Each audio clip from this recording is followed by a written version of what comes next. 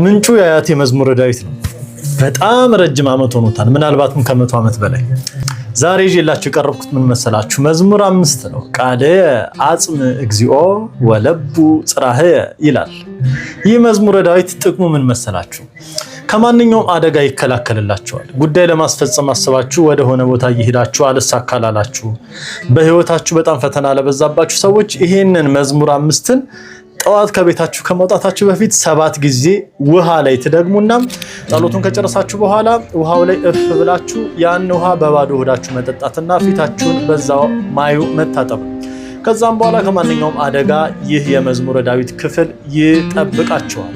ከሚጻረራችሁ፣ ከሚከተላችሁ፣ ከሚያጠቃችሁ የስውር ጠላት መንፈስም ይጠብቃችኋል። ትልቅ ሚስጥራዊ ጸሎት ነው። ሌሎች የመዝሙረ ዳዊት ጸሎቶችን ይዤላችሁ ቀርባለሁ በሚቀጥሉት ጊዜያት። መልካም ቀን፣ ሰላም ዋሉ።